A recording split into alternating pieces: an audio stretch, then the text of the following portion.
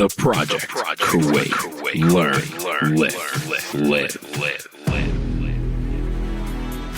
Hey everybody, welcome to this episode of The Project. And in this episode, I get to talk to Paul Reddick. He is a former Pittsburgh Pirates scout, and he has been coaching for over 20 years in the United States. He is a baseball and coach guru. What it takes to make it is the genetics to have it, and then the will to have self-directed work, to be able to put in that time when no one's looking and there's no outside pressure. Your kid probably isn't going to go to the majors, and they're probably not going to go pro, but they can have a good career. I think that's the important point right there. If you didn't create your son to be a major leaguer, there's not a whole lot you're going to be able to do to that genetic limitation. It's true. That's no matter 100%. how hard you work. Yeah, that's so true. No matter how hard you work. Self-directed work is there's got to be a point where the kid is working on his own and figuring things out and developing himself. So there's Kobe Bryant getting the janitor to open his high school gym at 5 a.m. so he could take 1,000 shots. If your son was made a major leaguer, there's a whole lot you can do to get in the way of that. All this and more in today's episode. Hey everybody, welcome to this episode of The Project, and I am joined by Paul Reddick. And most of you know that I have played baseball, coached baseball, lived, eat, and breathe Boston Red Sox for most of my life. I found Paul a few years ago, I'd say probably about 2015, maybe 2013. I'm really not sure on the timeline, but you and Jeff Cavalier produced a program called Load to Explode, and it was for hitting. And I actually used that with a lot of my players, found that to be extremely useful. And then I found the 90 mile an hour club. And everyone's probably thinking, well, what does this have to do with general fitness and everything? Mainly because, Paul, you can probably talk about this a little bit more. In baseball, core strength, shoulder health, everything kind of aligns to every other sport. So you want to talk about shoulder health in baseball, and I would say how that would translate to other sports. So there's a ton I could say on that. The coaches that are listening, one of the foundational things that I teach, and I teach a lot of different things. I teach, obviously, my background is in coaching baseball players. I coach fitness professionals, fit and gym owners, and I coach sports coaches on helping them be better coaches. I coach business owners as well. And in everything that I do, there's a foundational belief that I have, which applies to how we would train the body too. So when people get into talking about specific body parts, I often think that's usually where our eyes go. And what is important doesn't always get our attention. But what gets our attention is usually what we make important. And when we talk about arm health, that gets our attention. I don't know that that's necessarily the most important thing. And it gets our attention mainly because that's where a lot of injuries show up. And just because that's where an injury localizes does not mean that is where a medical professional will apply treatment, because that's what a medical professional does, right? You're hurt, they fix the hurt. And so we can maybe talk about the difference between a medical professional does and what like performance coaching does. So what I always look at, if somebody's got a problem with their shoulder, there's a problem in the system. My background really was in injured pitchers. That was my first mission. I was going to rid the world of injured pitchers.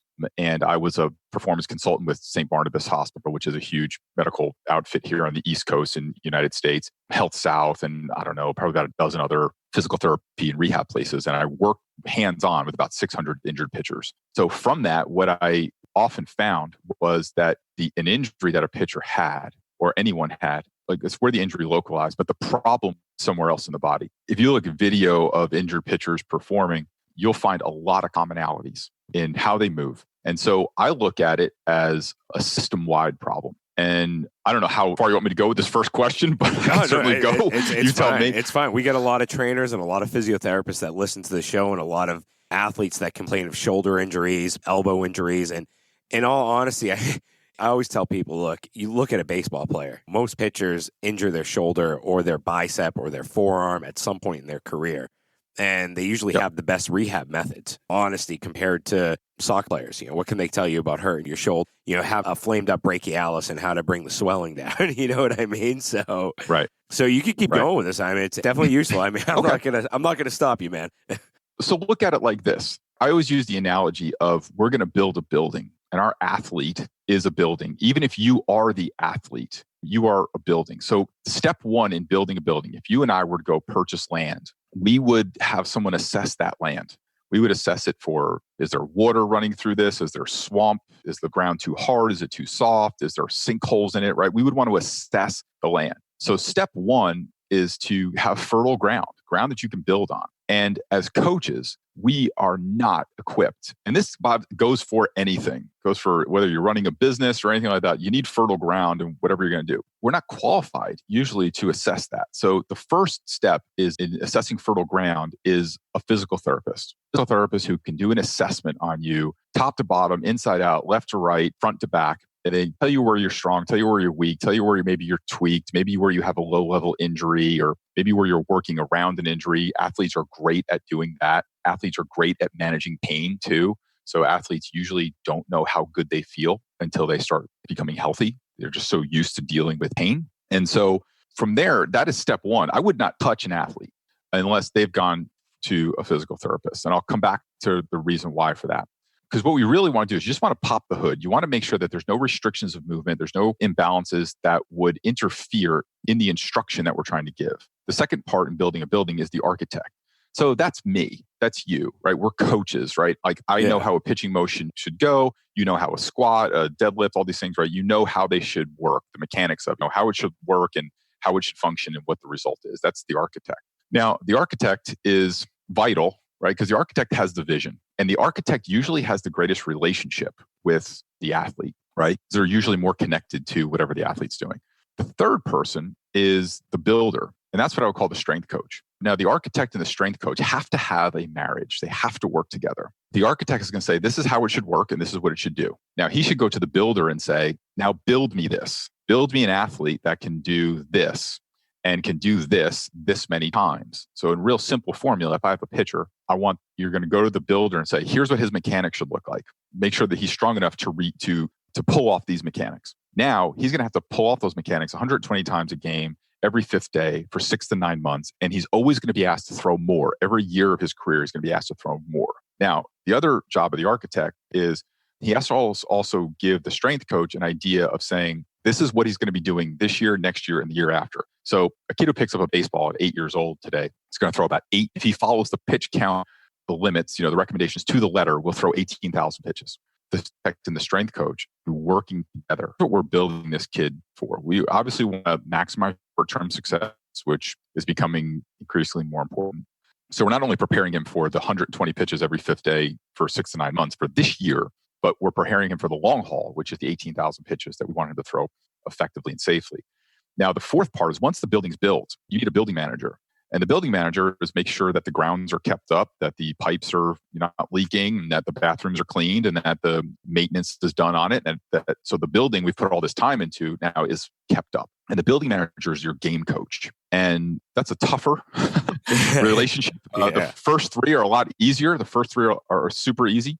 You can definitely get those. Getting your game coach on the same page with all that is a little harder. So what the athlete does or the coach does or whoever is in role, when you're looking at these 4 pillars, they all have to work together. And one coach from these 4 aspects or a parent or an advisor or the athlete himself has to step out of that. And the athlete's job is to play the orchestra. Yeah. And to make sure that all 4 of these pillars work together. So there's a great line in the Steve Jobs movie where his partner, Steve Wozniak, they're having an argument. And he goes, Steve, you're like, what is it that you do? You don't write code. You don't make hardware. You don't do marketing. You don't do a design. What is it that you do? And Steve Jobs said, I play the orchestra. And that was basically him saying, like, I know you write the code and you build the hardware and you do the marketing, but I'm the one who sees how it all works together. And so ideally, there would be a coach or an advisor in the athlete's life that would do that. But sometimes the athlete has to step out and be that for himself. And they have to look at all this. They have to play the orchestra for themselves. And it's the combination of all of those things that give the athlete the best chance to maximize whatever they have and then to obviously do it safely. So I'm a pitching coach by trade, even though it's not what I do day to day anymore, but I teach a lot of pitching coaches. And the biggest fear of a pitching coach is that they're going to lose credit.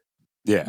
Especially now kind of the geeks are coming in, right, to baseball. And so the problem though is that if I've got a kid, all right, we teach a thing called the power angle. Well, maybe if you want, I can explain it later, but it requires the kid to have his ankle to be functioning properly. Let's say I got a kid whose that ankle is just jammed up, whatever. Maybe he's got a slight sprain, he's got a tweak, it's tight, whatever it is. And I'm trying to teach him power angle. I could have a bullhorn over his head. He could move in, sleep on my couch. I could teach him every day. That ankle's restricted. He's not going to be able to do the instruction that I'm trying to give him. But now if I can work with a physical therapist who can remove that restriction, now all of a sudden the athlete can use the instruction that I'm giving him. And so that's how you maximize. If we're thinking in the best interest of our athletes, that's the way to do it. Because now, and then I don't know how much you follow American sports, but I do this with my pitching coaches all the time. You're like, who won the last Super Bowl? I'll say the Patriots. Who's the coach of the Patriots? Belichick. And I'll say, I'll give you $100. You can tell me who the strength coach of the Patriots is. Yeah, that's a good one. And nobody ever can. That's a good one. That's so true, unless somebody who's like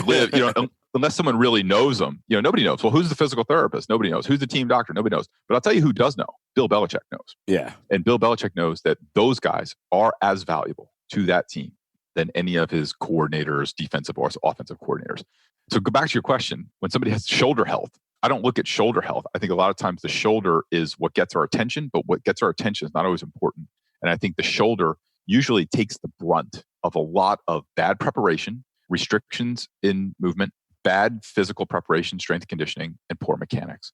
And you put all those things together, and then what's left to do the work? The shoulder. What's holding the ball is left to do the work. So I think that's what ends up hurting more shoulders than anything. Wow, yeah, that's a loaded answer that translates into, I think, all the sports that everyone listens to the show. To be honest with you, like, I'm now into CrossFit. I do CrossFit basically full time. That's what I'm trying to do as an older athlete. So, and a lot of that applies to CrossFit and every other sport. Like, if you have restrictions, something's going to compensate. When it overcompensates, you're Right. putting more mileage on it. But when you grease the wheels properly, as a phrase, then everything kind of work in tandem. So that's a great explanation of it. And I love what you're talking about when you're talking about having those 4 pillars and everything has to kind of come together and the athlete needs to orchestrate it all or have someone do it for them. A lot of the times it's parents. Nowadays, you see a lot of parents getting involved, or it is the athlete if they're older and a little bit more mature. So when we look at stuff like this, we look at what goes into creating the best athlete. What does it actually take? Because you used to be an assistant pro scout with the Pittsburgh Pirates, right? So what does it take to get to the pros at any level in any sport, so to speak? Okay, so I believe that there's a difference between truth and honesty. And I can give you an answer that is the truth, but it's not honest. And so the honest answer is this, and this is not the most popular thing for parents to hear. Anytime I'm in a room full of parents, I start off with this. God makes the major leaguers. Yeah.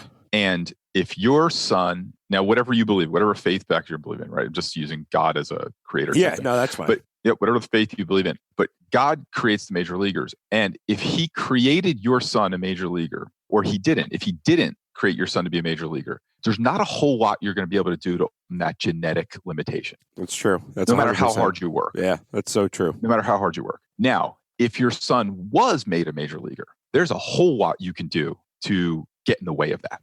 But what about the argument of like Dustin Pedroia, Altuve, these guys that genetically they're not gifted, even Muggsy Buggs? I disagree. Like those guys, where would you put them in? How much work, how much effort went into that? Well, I'll tell you, there's a couple things. So I think anything that you're seeing on the professional level is a genetic major leaguer. So Altuve can generate power. I think I'm, whatever he is, 5'6", 5'7", I'm just below 6 foot. I don't think on my best day I could have ever generated as much power as Altuve.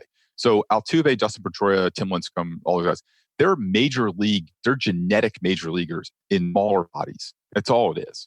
So some people confuse the body size with somehow there's a limitation of talent, right? Where if you there used to be a pitcher for the Yankees named Kyle Farnsworth who looked like an athlete / superhero / supermodel, right? He was like 6'5", jacked. He threw 100 miles an hour. He was like your blue chip. Like if you were making athletes, you'd make this guy. But here he was pitching at the same time as a guy like Greg Maddux, who never lifted a weight in his life and never trained. And Greg Maddux, they're both genetic major leaguers. It's just in different body sizes.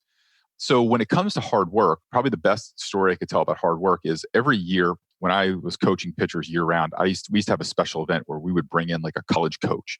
We'd bring in someone from like every level, like D1, D2, D3.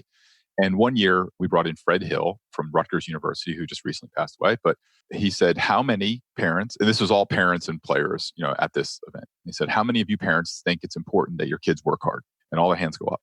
And say, keep your hands up if you think I should evaluate your son on how hard he works. And all the hands stayed up. And he said, put all your hands down. At my level, here's what it takes. You have to get the job done. You have to be able to do the job in your field. Everyone at my level works hard. Working hard is not something special or unique at my level. And you could have heard a pin drop because they were just told the truth for the first time. So Dustin Pedroia works hard. Aaron Judge works hard. They're both genetic major leaguers. There's 6'2" guys who look real good who are not genetic major leaguers. And there's 5'6" guys like Altuve who maybe don't walk onto a field and turn everybody's head, but they are. And so it always comes down to two things. Number one is genetics, is do you have it, right? The greatest, like if you look demonstration of genetics, I'll give you two examples.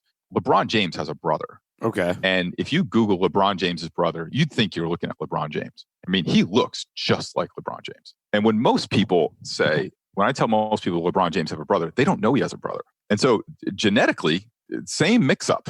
Yeah. We're not getting off track here. Same process created both of them, right? Yeah. Yep. Bryce Harper has a brother. But Bryce Harper's brother, I don't know, he's somewhere in the minor leagues, who's actually a little bit bigger than he is. A little bit more, like a little. So the way the genetics mix up is just what it is sometimes. So number one is genetics. That's what helps people make it. Number two, if you take all these books, the Talent Code and all these books that try and tell us that there's some way to game the system of doing this, they'll all say different things, most of which I disagree with. I think if you've spent any significant time around athletes on a day-to-day level for a long period of your life, you would not agree with the 10,000 hour rule. And players decide that they're ready to commit and change, and all of a sudden they change. And there was no 10,000 in there. I think 10,000 hours is something that's good for our minds, that kind of gives us hope that it's there. What all of those books agree upon is genetic ability and then self-directed work. So self-directed work is there's got to be a point where the kid is working on his own and figuring things out and developing himself. So there's Kobe Bryant getting the janitor to open his high school gym at 5 a.m. so he could take 1,000 shots. There was stories of Manny Ramirez before there were batting cages and stuff, used to get his friends' cars and line them up so they could turn on the lights so he could take batting practice at night. It's things like that. What it takes to make it is the genetics to have it, and then the will to have self-directed work, to be able to put in that time when no one's looking and there's no outside pressure. We're in an environment now where parents are trying to force that. And I tell the parents, the best thing that you could do is wait. And when he'll get more from the self-motivated, self-directed work than he is going to get from you telling him, get outside and shoot 1,000 jumpers. And so those are the things that go into making an athlete. Now, on the genetic ceiling, athletes, when they hear that, they go, well, I don't have major league genetics. Well, that's true. There's only been about 25,000 people in the history in the last 140 years that had major league genetics. But that doesn't mean you can't have a great career. And it doesn't mean you can't have a great high school career. It doesn't mean that you can't have a great college career. It doesn't mean that you can't maybe even get your education paid for. There's just that realism of that. So, those are the two things, is you have to have the genetics and self-directed work has to come in at some point. Glad you brought that up about genetics and the self-directed work. Because over here, we have a lot of people that have the mindset of, if I just hire personal training for my kid, they're going to get better at baseball. And over in Kuwait, we have one practice a week, right, and then we have one game a week, or sometimes 2 games during the weekend. So all in all, they're getting about 5 hours of baseball, 5 contact hours. And then when these kids are going home, they're not even watching it. And they'll be like, all right, well, you know what? I'm going to hire PT. And they'll call up me. They'll call up one of my friends. And then they'll think they're going to miraculously get better. And it's like, no. It's like what you said, to have that directive work ethic and to know the truth that your kid probably isn't going to go to the majors and they're probably not going to go pro, but they can have a good career. I think that's the important point right there, is they can still be successful at any level they play at. Now, when you were a scout, just out of curiosity, because I think this applies to a lot of sports, when did they start looking at kids to bring into their system or to bring into college? You probably know more about this than me, but if I was a scout in college and I wanted to sign a kid, when would I start scouting him out? Would I look at him when he's a junior in high school, a freshman? What's it like nowadays? So I could tell you when I stopped, totally stopped. Generally, the scouting that was generally done around juniors and seniors in high school or college players. And you might follow a kid if you saw some kid who was a freshman or sophomore doing something, or maybe an 8th grader or something. You might write his name down and follow him. And then sometimes you would see if you had a bunch of people on your list, and this is like pen and paper, like a notebook, right? The old Scouts notebook. The way you would track those players is you would block book. So let's say I have to go see XYZ high school who's got a kid who's definitely a draft pick, and I got this freshman pitcher who I think is pretty solid. Let me see, do they play each other? Can I go see them both at the same time? And one kid who might be developing the way it is now, I cannot speak with authority on that. I can only speak on what I hear. And I do talk with a ton of people, business, and I hear things as young as 12 years old. Oh, wow. I know that there are scouting businesses that are measuring 40-yard dash and velocity on 9, 10, 11-year-old kids. That's insane. So it's hard to distinguish, I think, the parent to distinguish a business that is preying on the parents' desires, wants, and needs, or the parents not wanting to mess up a chance for their kid, and what is actually useful for a college program. So I know you'll hear a lot of colleges now to say, like, we're not looking at all these things. We're looking at really objective data. And in a lot of ways, the technology that has emerged in baseball in the last probably 7 to 10 years, which now really getting good, is actually more helpful to players, I think, because now you're looking at a pitcher's spin rate and you're looking at a hitter's exit velocity and a launch angle. And these are objective measurements. Yeah. Right. So you may have a kid who, I don't know, goes to a tournament or a showcase and he goes 0 for 10, right? But his exit velo was like 88 miles an hour average and he had a launch angle of this. Well, there's nothing wrong with the kid. He just got unlucky. The game of baseball happened to him. You have pitchers with a spin rate of this, and there's so much now objective data to look at a player and this is trickling down, moving extremely fast down the ranks of baseball. So there's parts of it that are, I think there's an idea around baseball now that you can kind of play it like blackjack, like it's counting cards, like you can kind of play the odds.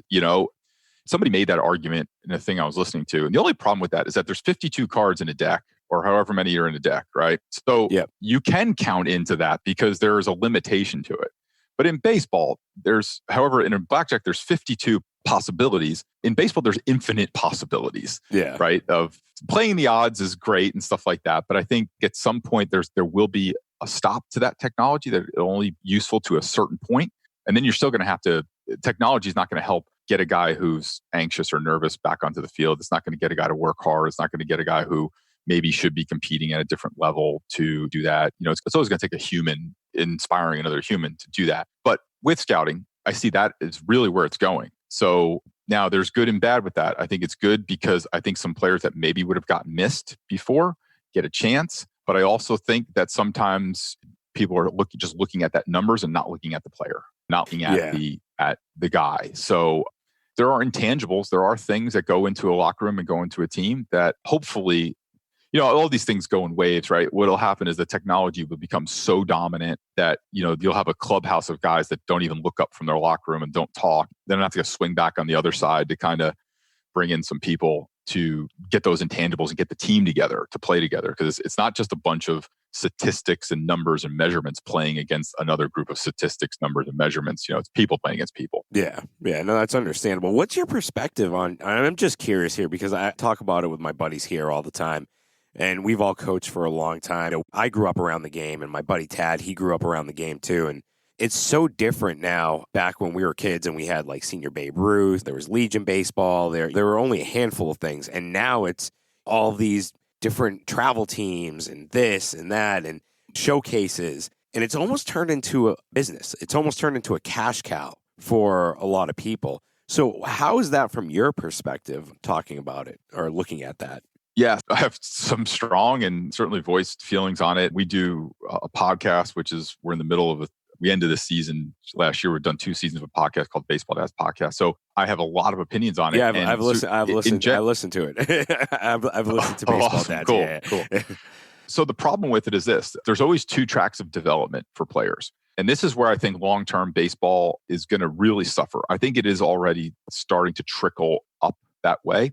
You have kids, I call them iPhones. Sorry, not to cut you off though, but I just want to state for the listeners that this doesn't only apply for baseball. I think this applies across a lot of sports.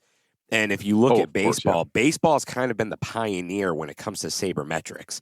And a lot of you don't know what that is. Go Google sabermetrics and you'll understand that baseball really initiated the numbers game for all sports. And I think baseball was the first sport that used batting averages and everything. And there's so many numbers in it. So just so everybody knows, don't tune out. Listen to this because it does apply. So yeah, sorry, Paul, go ahead. Yeah. There's 2 tracks of development in everything we do in life in baseball. So track 1 is the iPhone. So if I pull out our iPhones and I take a picture, that picture is instantly developed, right? What we have early on in baseball is we have 7, 8, 9-year-old players that are just early developers, basically a 2-year standard deviation in growth. So that's why you can have a 9-year-old that looks like a 7-year-old and a 9-year-old that looks like an 11-year-old.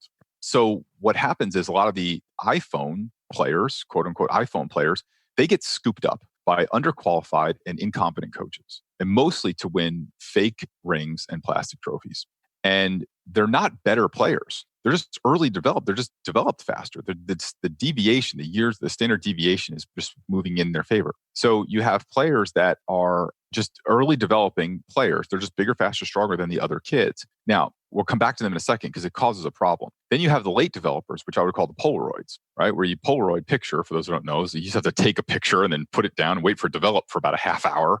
And so late developers, the kids who are not bigger, stronger, faster at 7, 8, 9, 10 years old, what happens is that the travel ball team comes in and the coach, and there's also a little bit of an unholy relationship between paying to be on teams, right? So like we were kids, like maybe my dad paid $30 for the Little League, you know, a year to play in Little League or something like that. Now it's anywhere from 3 to 5. I've heard upwards of $10,000 to $15,000. Wow. To play on certain teams. That's so insane. now there's an expectation. Yeah, there's an expectation on the coach now. The coach is not there to develop. It used to say like that a coach would need players to develop. Now we look at it as that players develop coaches. Coaches are looking for players to develop them. In other words, give me a bunch of stronger, faster kids, and then I'll put them on a team and we'll win, and I'll be a better coach because I assembled bigger, faster, stronger players. So the travel ball coach who now, because everyone's written a check to be on this team, there's incredible pressure for that coach to win. And so he doesn't have time to develop players. He needs players. He needs bigger, faster, stronger now.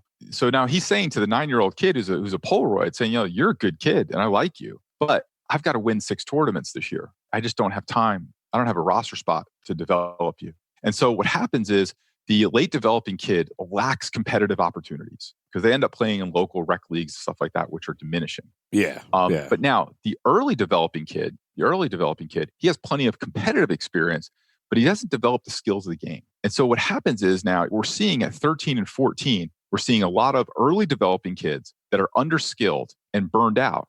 And all of a sudden when they get a little hard, right? When kids start throwing curveballs and then all of a sudden, you know, because they were 5'11" at 9 years old, now all of a sudden they're 15, everyone's 5'11". And all of a sudden what happens to the early developing players is that their greatest skill was that they were bigger, faster, and stronger earlier than everyone else. And now once that starts to even out, they don't know how to play because their greatest advantage was taken away from them. It's been minimized, neutralized. And so what we're seeing is a lot, we're going to miss out on a lot of Andy Pettit's, Don Mattingly's, Jorge Posada's, guys that were drafted in 25th, 26th, 27th round that not necessarily as kids were great baseball players. And what you're going to end up with, I think, is a lot of Bryce Harpers, a lot of guys who are individual stat guys. They're me guys. Look what happened to the Nationals. They lost their best player and won the World Series. Yeah. And so eventually that's what baseball is going to end up fighting is this, that really just hoping that they can get those players that aren't burnt out and to be able to make something of them. But I think they're losing a vast generation of players to early developing players are getting burnt out and they're not developing as athletes. And the late developing players are not getting the opportunities to really develop. That tournament scene and that whole tournament culture has created that situation. That is a friggin' amazing perspective, dude. Like that's a really good perspective. I never even thought of it that way or even looked at it from that perspective. And we're in Kuwait, so you can't blame me for that. you know what I mean? Like I'm not exposed to baseball as much as I was used to, but that's a really good perspective on it. And the reason why I say that is because Dubai has an amazing league. They have a lot of good players. They had a kid throwing probably plus 90 a couple of years ago. I mean, this kid was just throwing hard cheese, and he got a full ride somewhere. But Dubai has a bigger mix of expats or Americans over there versus Kuwait. So they do have that talent pool. But you get some of the parents here that see that, and they're like, oh, my kid's good in Kuwait. And I keep trying to remind them they're good in Kuwait. I played in Kuwait, and then when I went to college in the States, it was reality check. It was a big reality check for me. hit like 140 my first year of, JUCO because I'd never saw 80 mile an hour, an 80 mile an hour fastball or a good curveball. Took me a year with a lot of work in the cage just to catch up a little bit. So, can you talk about that a little bit more in terms of the standards of leagues of play? And you said that the normal leagues that we had in the towns is kind of being diluted and everyone's going towards travel ball or whatever. What's that going to mean for the kids that can't afford travel ball? And I'm saying this again across all perspectives, baseball, football, basketball, soccer, because you're seeing it in every sport. So what is this going to mean for the player later on that can't afford it? I do think, I was told a while ago, more than 18 months ago, I was told that within 18 months, there was going to be reform coming to the youth baseball scene. So it was more than 18 months. I was told 18 months. I am hopeful that there will be some kind of reform that will come to this, that at least some way that kids can't play on 2 or 3 travel teams, and that there's going to be funding to make sure that the local leagues are better funded. I think so long we relied on organizations like Little League that were basically volunteer-run organizations that faded away. So I do think it will change. For the player who's like 9, 10, 11, 12 now, I don't know that that's much hope for them. But what I do think is everything creates an opportunity. So I think about 2 years ago, I did the whole baseball circuit of speeches, and I talked about this to coaches, this exact thing, that I think there's a massive business for players that just to offer baseball experience for players that are late developing players and players that want a sane option. So this comes as a surprise to most people, but my children don't play baseball. And I don't care if they do or they don't. My job is not to make them baseball players. My job is to make them great men. And so whatever path they choose, that's their path. But people are usually shocked at that. And then I explain to them, that's reason number one, is that I don't care what they do. That's up to them, what they do, what's important to them. But they don't have to do what their dad did. And secondly is there's no sane option in my town. So when my son offered baseball, this was first grade baseball, and it was 3 practices a week and then a game on Sunday, 3 hour-and-a-half practices. Now, they're 7 years old. I don't know what you're doing for an hour and a half with, 12, 13, 7-year-olds, but 3 days a week. And then Sunday morning. So Sunday mornings, we go to church. We're Christians. We live with Christian values in our home, and we go to church, and that's where we go. And that is so as a family, we have values, and those values are in my kids' room, hung in my kids' room. They're on my refrigerator. They are agreed upon. They are, talked about, and they are encouraged. The top of our values in our home, everyone's different home, is that we honor God and go to church. So if I say baseball's more important than that, if I throw out my first value, well, I might as well throw the rest of them out. You don't have to do your homework on time. You don't have to be respectful to others. You don't have to tell the truth. You don't have to be generous in giving to others. I might as well throw the rest of them out too.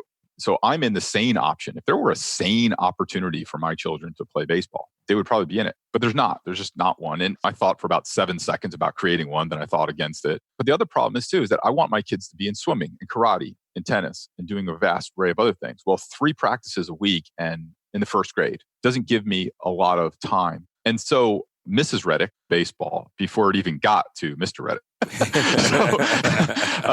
Relation of our family value. Yeah. And so what I think there's an opportunity is for people to create an option for late developing players, and then people that want a sane option, which I think there are an incredible amount of people that want a sane option, but they're with the insane option because that's the only one available to them. They would love to back it down a little and to not have it be so expensive and so time consuming and stuff like that. Because here's another thing too that I think most of the baseball people that get caught up in this don't understand.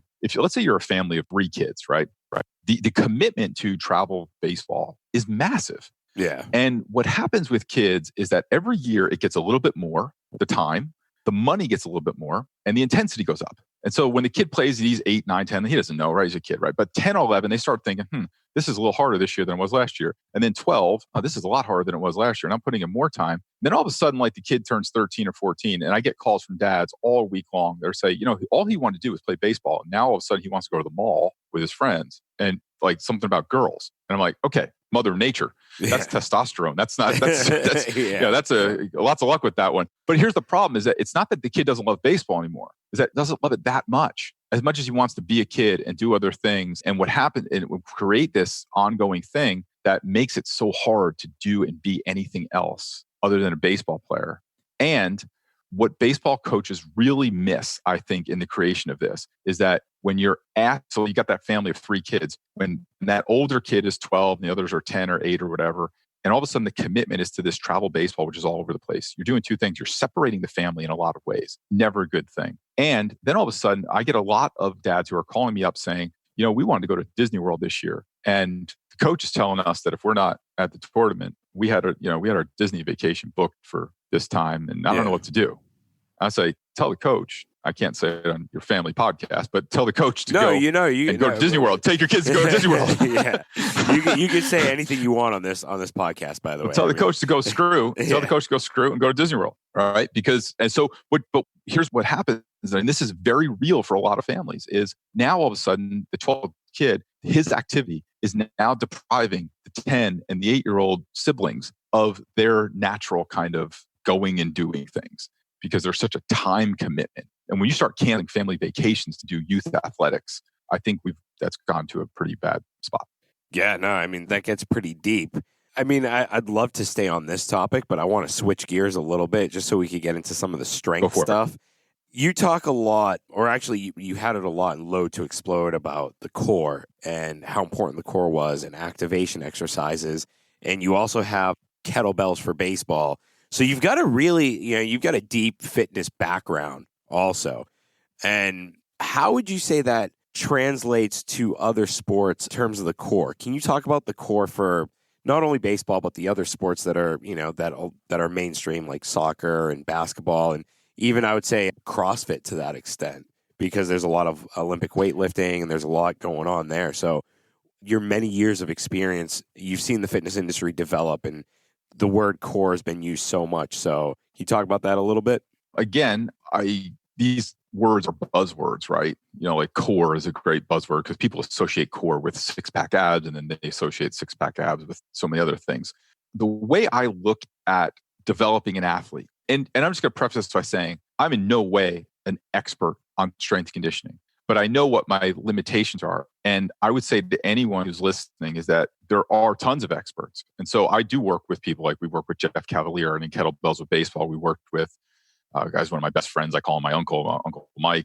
Uncle Mike Staley is a kettlebell expert. So there's so much that we do where we collaborate with people who are the experts. And so I'm always looking at I'm an architect, right? So I'm always looking at how the athlete moves. And what I see from a lot of athletes is, I think you see players that, let's just take a baseball pitcher who lifts his leg and his head goes back, or his head goes down, or he twists when he goes to pitch. Or you see a soccer player who can't turn or can't cut, or a lacrosse athlete who can't cut, or a volleyball player who maybe can't jump, or all these different things, or can't rotate into a serve. And I'm always looking at the movement that they're doing. And usually to me, and I'm not an expert, this is just the way I think about it, and it's been helpful to a lot. I think the first movement of any athlete really determines their level of connectedness, how connected their body is. And at the core of that is the core, right? And so I think most people too misidentify the cores. I look at the core from kind of like the top of the knees all the way up to like the armpits, not just like kind of ab exercises and stuff like that. So I'll tell you the most useful illustration I've ever seen there was a video that was talking about core strength and how important it is. And the evaluator was evaluating a boxer, MMA fighter.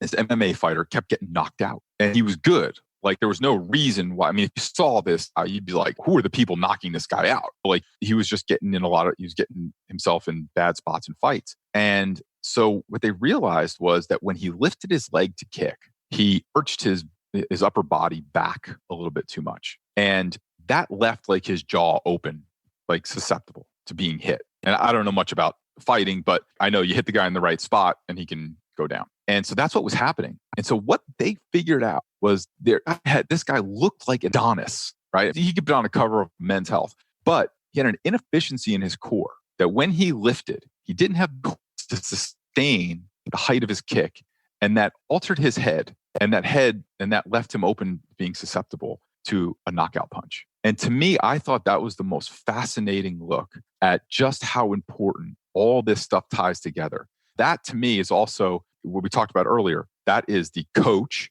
working with a physical therapist, strength trainer, right? Because as a boxing coach, I don't know if you pick that up. You probably work on kicks, right? Everybody sees through their own lens. But when working together, now this is why we have to do these things, why I collaborate.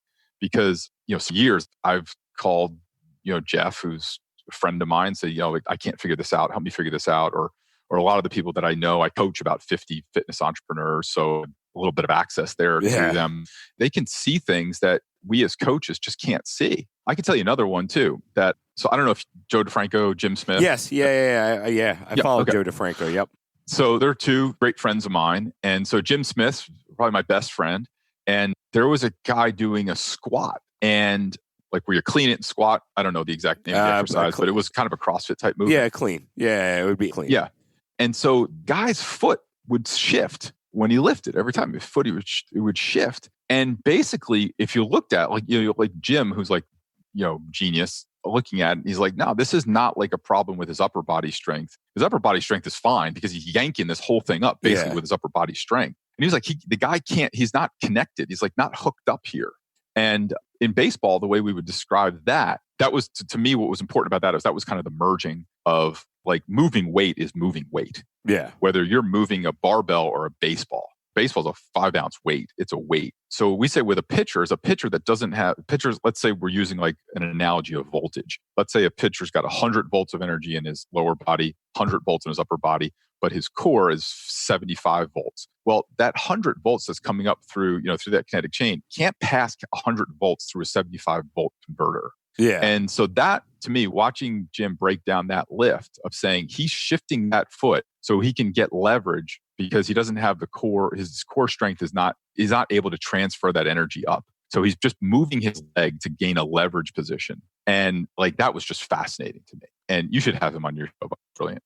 But so like that to me is the core, right? Is connector. I think that hooks up everything. So going in through like exercises and everything like that, I'd probably defer. What'd you say his name was again? Jim Smith. Jim Smith. He's Joe D's partner. I can connect you with him. Oh, that'd be awesome. That'd be awesome to get him on here. Yeah. So to me, that's the thing, is that you got the coaches looking kind of at the movement and saying, this movement doesn't look right. What is it? Now it's collaborating with someone who can say, now I don't know that all issues are core related or anything like that. I can't speak to that, but I've just been fascinated by those two examples of just that they connected back to something that was really, like we said, like what gets our attention isn't always important. And I think with the boxer, like what gets our attention is guys getting knocked out, right? Yeah. But that's not really what was important. Was his core. His deficiency in his core is what was causing him to be out of position, to put him in that susceptible spot. So, to me, I look at that. I think when you're a coach or you're an athlete, and that's why you have to collaborate with so many different people that can spot those things. No, that's actually a really good, I'm glad you brought that up, because we had Ruben Garcia, who's a movement specialist here in Kuwait, and he was on and he was talking about movement and the importance of having that team to look at it from a different perspective, because it is so important. You'll spot something before I spot it. So, that's so true, especially when it comes to the core. Now, what would you say, like, if we were to talk about the core, other than that, what would be like another go-to muscle that you see that fails a lot for athletes? I don't want to say baseball specifically, but across the board, because you have a decent background in that. But what muscle group would you say fails a lot? Would it be, besides the core, would you attribute it to, you talked about ankle mobility earlier, and I know mobility is different than strength, but what are some other failing parts that you see this day and age compared to like 5 or 6 years ago? So in my experience, there's a lot of hip injuries. Now, I look at it from a different perspective as far as like muscles and injuries and stuff. Again, we all look through our own lens. I'll talk about it in my world of baseball just because I can make them coherent analogies there, but it makes sense across the board. So I don't know that there are failing muscles as much as there are workloads that are just out of balance, right? So I see, certainly I have a lot of clients who are CrossFit gym owners, and they will tell you that there are athletes in their gym that they're working with, CrossFit athletes they're working with, that just train too much. And they're not weak and they're not injured, but the only time that they're weak and injured is when they think they should train the way they think they should train. So there's nothing wrong with their body. There's wrong with their workloads and their volume and their intensity, which they're working out. So I think anytime there's an injury, I think you have to look at, we're so quick to say, well, we need to repair that, or that's weak, or that's whatever. But was it only weak as compared to the workloads and the volume we were asking out of that athlete? Now, to say that if you want to compete at a higher level doesn't mean that you don't have to train to that level. But I'm always just very keenly aware of that because I work with a lot of business owners and so entrepreneurs. And I'll tell you this, I have like wicked ADHD. I'm on medication, coaching, the whole thing. I have it like from the strain of ADHD, like the initial like strain of it. And so the only time that I have a problem with my focus is when I think I should be focused all the time. But when I'm focused, I've had no problem focusing on this.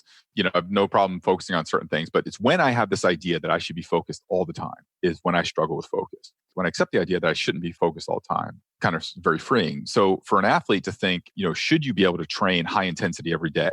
Well, that would be the reason why you're hurt, right? It's because you have a belief that you should be training at high intensity every day when your body doesn't have that belief because you're breaking down. Or somebody thinks that they should perform at a certain level. So, to answer your question, I don't know that I'm the most qualified to talk about that. But, it's understandable. You see the kids developing now. I see it at least where children are developing a lot differently than they were 10 years ago. And I think that was the root of my question of, do you see more kids with tighter hips so they can't move as much, or, the shoulders rounding forward, or, what do you see from your perspective over there? Like I said, hip injuries I hear a lot of. And I think that a lot of that is just improper mechanics that are taught to kids. And I think that's what's causing a little bit of that. And then, there's the typical kind of shoulder, elbow issues that kind of always come up. But definitely there's like the hip thing is probably the biggest thing that I've noticed. And like when you're around kids, so most of my career, I coached hundreds of kids per year. When you hear something you don't hear a lot. The typical injuries, like, my elbow's a little stiff or sore or whatever. Like, 13-year-old kids should be having hip problems. Yeah. Stuff like that, and true. I don't know if that's just, again, I don't know if that goes back to the volume or the intensity that they're doing things. I don't know, but I've definitely heard more about the hips of late than definitely in the last decade. Yeah, no, that definitely makes sense, man. And I'm taking up a lot of your time right now. And we really didn't get into any of the strength questions. I'd love to bring you back on so we could talk a little bit more in terms of the strength stuff, because those were some questions that I had lined up. And like I said before, we kind of if we veer off, it's cool, man. But if we do talk about strength, what are some of your favorite kettlebell exercises? Since you do have kettlebell for baseball, what are some of the kettlebell exercises that generally you would pick as your faves? So I generally work out with kettlebells, mostly myself, because like one of my best friends is a kettlebell guru, Mike Staley. Okay. So I think the kettlebell swing, to me, I think is just a perfect exercise in so many ways. I think anytime you can load your posterior chain like that effectively, I think there's so many benefits to it. Again, and I'm regurgitating here, and no means I'm an expert, but I definitely think when I am consistent with my swings and I'm not consistent with my swings, I definitely feel stronger. And I think properly executed swing is just a terrific exercise. I do think people go too heavy sometimes with their swings, but I love the kettlebell swing. I also love a goblet squat, holding the kettlebell from underneath, not on the horns. I know people have different ways, but for me personally, I almost feel like after I get done doing some kettlebell front squats like that, I almost feel like my whole body works better. And so that would definitely be go-tos for me. And then I also think like kettlebell lunges are great. I think it's a pretty safe way to load a lunge. I'm always very worried about, there's a lot of people in kind of my world that advocate for big, heavy lifting and stuff like that. And that's great, and again, everybody looks through their own lens. So they're looking through the lens of people coming into their gym and lifting big, heavy weights. And that's great. But my lens is the kid who's in his garage. Yeah. Because that's my reality. My kid is not in the gym with an expert who's writing a program and watching his loads and watching his rest and training him, right? I got a kid who's out there with some weights he got for Christmas and it's amateur hour and kids get hurt, right? It's true. So I think that the more ways we can give kids safer ways to load, the better. So I think like a reverse lunge with a kettlebell is another one of my favorite exercises. And I also like I think it's called a Cossack squat. No, Quizak. No. This is it's kind of like when you're down, almost like as a catcher, and you're doing your alternate presses. I don't remember what it's called. Yeah, that's a Cossack squat. Yep.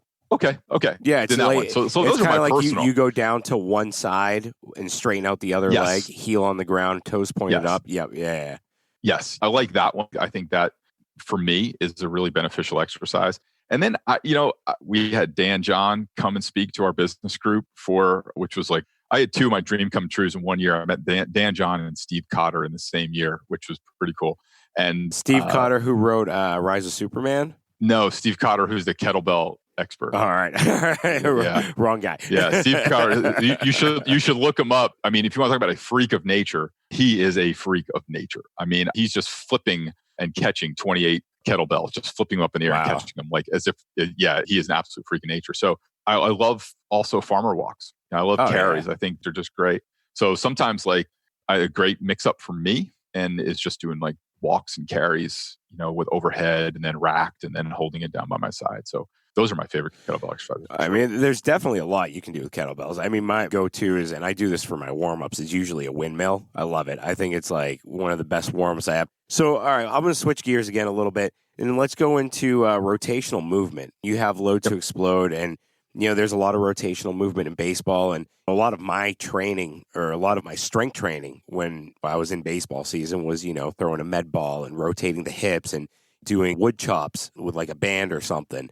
So how important do you think rotational movement is for general health, not just for sport? I'm going to give you a couple of resources too, I think that are really, really smart about this. There was a study that came out that in rotational athletics, any rotational athletics, tennis, volleyball, golf, baseball, that 80% of the power came from rotational movement, which I agree with. But the problem was that all the tests were done with a preset lower half. So in other words, if we put your lower half in the right position and then we ask you to rotate, 80% of it comes from rotation. That's great.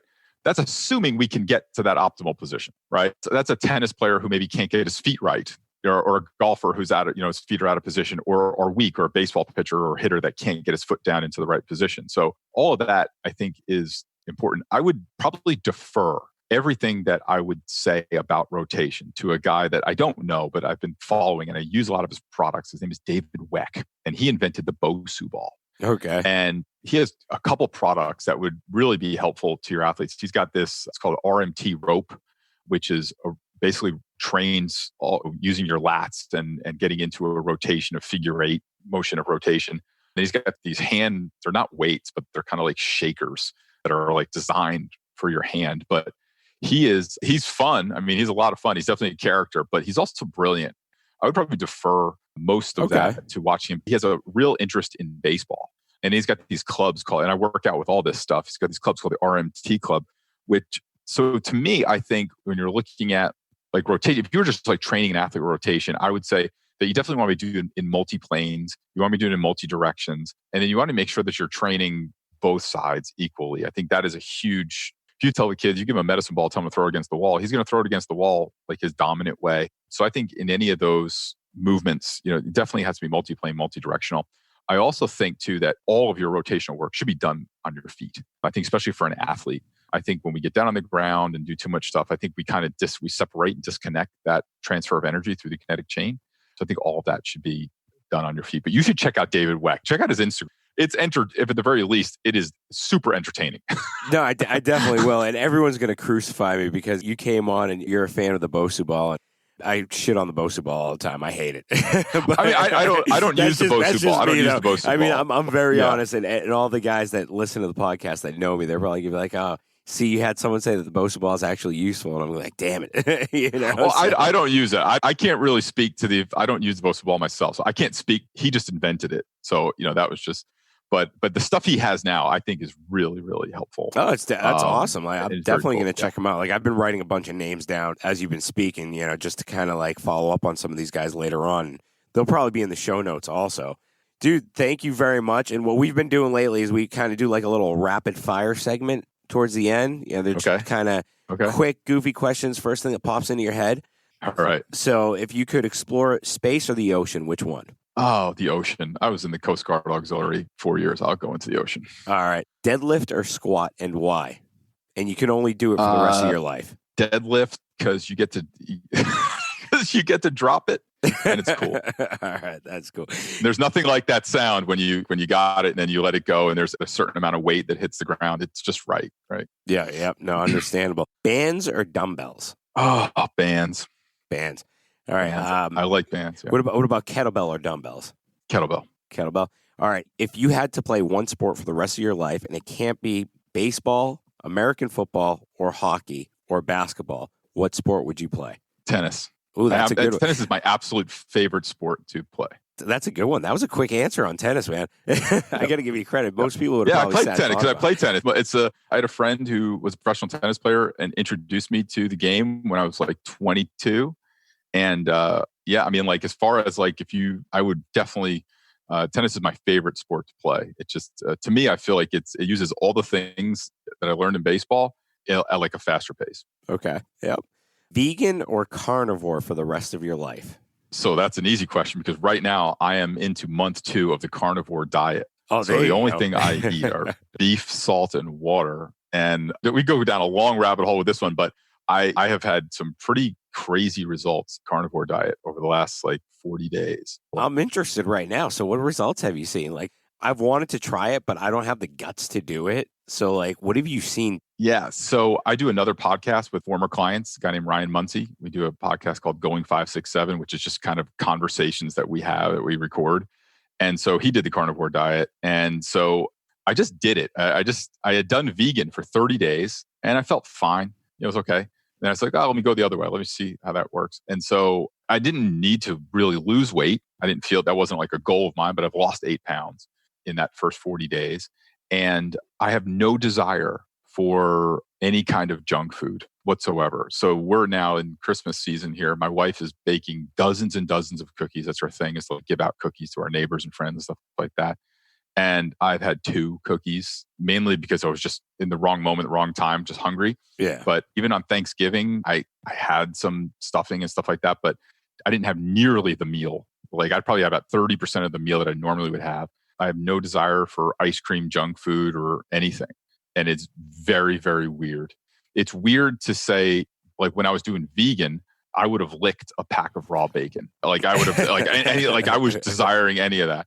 But with this, it's just really hard to describe. You don't miss it because the desire is just not there. And my energy is good. Everything's good. I'm going to get my blood work done after Christmas. And so we'll see. But do you feel that you've had like a jack up in testosterone at all? Like, I mean, when I go heavy on meats, I eat red meat like all the time. And if I don't eat red meat, I feel sluggish. I feel crappy if I'm just eating chicken. So how can you gauge the range of your testosterone on a good day or a bad day? Or I don't know. I mean, I'll know when I get my blood panel back if it's gone up. I do require less sleep.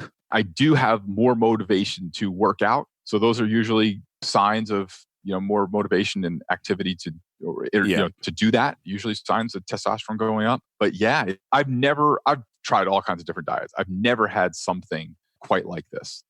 And if the blood work comes back fine and everything's good, I'm going to watch it. I mean, I'd probably stay with it. All right, man. I got a more personal question for you. If you're prepared to answer this one, all right. This is pretty. How have the poops been? Because we all know, like when you go on like low carb and all that shit, that it just kind of. You get the constipation and whatever, but how's it been for you? Because some people don't. Some people have the opposite. So it is different. Okay, all right. Than what I was used to. All right, I'll take it. It is different. I'll take your word for it. It is definitely a change in how do I say it? It's coming out quicker. Okay, all right. That's quicker. Cool. Look, my co-host Meg, she's our gut health expert, so that's probably a question she would definitely ask you. And we're actually having a colon doctor come on our show in the future to talk about. I call him the poop doctor at the gym. So I was asking him, awesome. I was like, so what qualifies a good poop and what's constipation? He's like, dude, this. I was like, can you come on the show? He's like, yeah, sure. I was like, all right, we'll have a show all about what your bowels should actually be doing. So that's great. Sorry about that personal question, but I had to ask, man. No problem. I always try and give the listeners as much insight as possible. So I guess everybody knows you really well right now. Dude, I hope you'd come back on the show in the future. Would love to have you back on. It was definitely some great conversation about coaching. I think that was the highlight of this. We kind of stayed away from the fitness stuff and just really that, your 4 pillars, I think that's great. And I think that's something that a lot of coaches and athletes need to look at. So thanks, man. Yeah, absolutely. No problem. I'm super happy to do it. Thanks for listening to this episode. If you enjoyed it, please head over to iTunes to subscribe, rate, and leave a review. You can also find us on Instagram at The Project Kuwait. Thank you, and join us next time.